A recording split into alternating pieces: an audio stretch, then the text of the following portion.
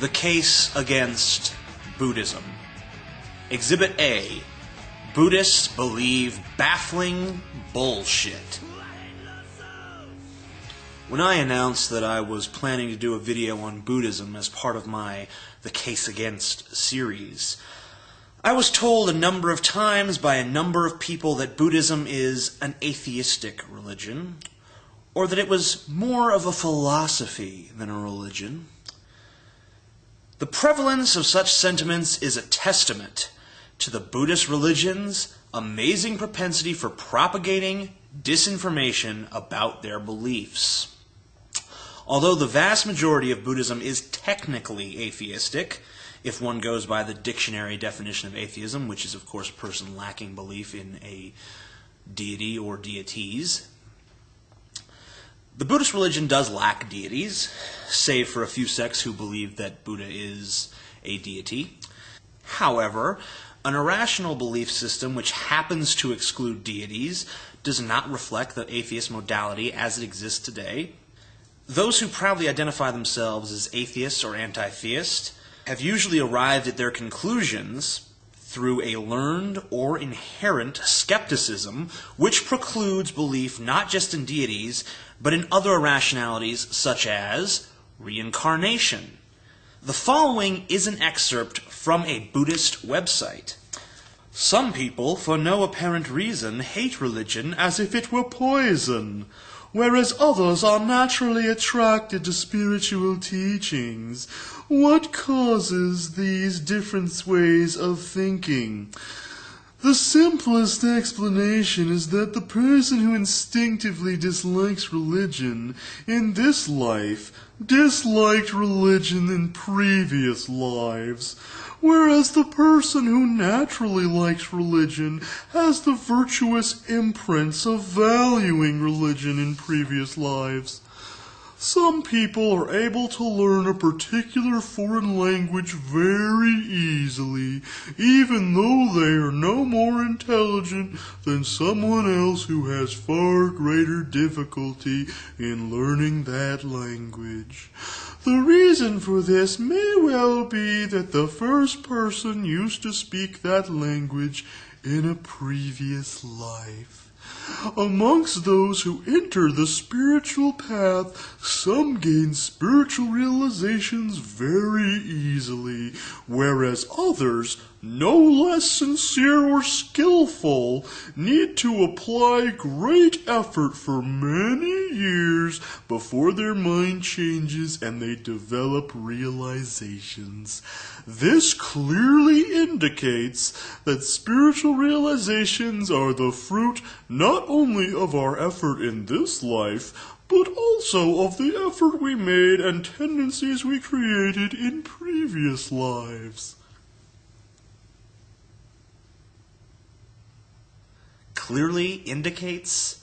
What brand of paint did your parents make you drink as a child? You ever heard of genetics? People have different inherent tendencies based upon their genetic makeup, okay?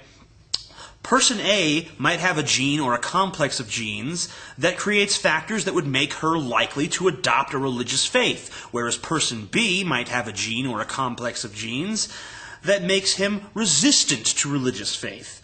What you dumbass chanting yuppies are saying is tantamount to me saying that my hair is blonde because someone pissed on my head in a past life. Further, how is it that these traits originally came about if they are merely our past lives affecting our present ones? The argument for reincarnation necessarily makes the assumption that at some point all human beings were exactly the same. So I repeat my query.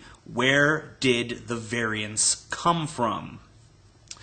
If your answer is that it came about slowly through successive generations, then congratulations, you're thinking like an evolutionist. Now all you have to do is remove the silly supernatural element of your argument, and voila, we find ourselves in agreement. Even further, how in the name of Godzilla's 12-story cock do you adjust for population growth in this equation? There are over 6 billion assholes on this rock as I speak. In the year 1900, the world's population was a mere 1.6 billion. Do I even have to ask this question? Where are all these new souls coming from?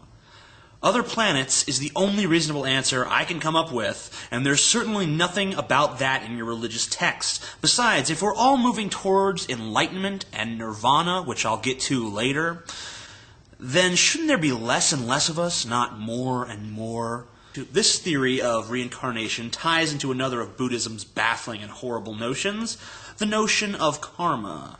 The popular Buddhist website, buddhanet.net, which is redundant as fuck, defines karma as follows. Karma is the law that every cause has an effect, i.e., our actions have results.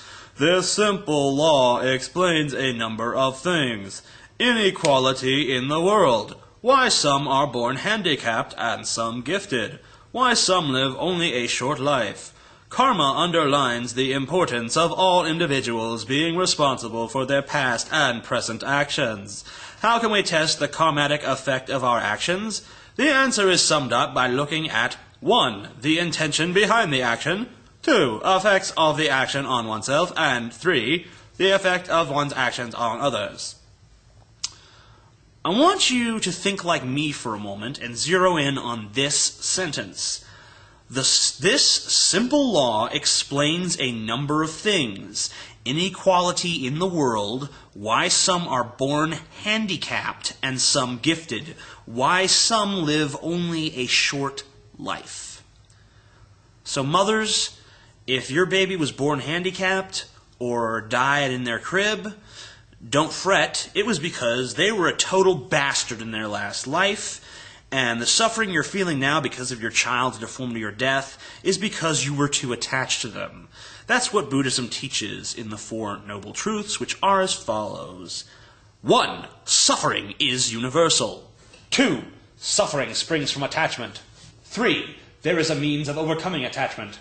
4. The means to overcome attachment is the Noble Eightfold Path. But wait.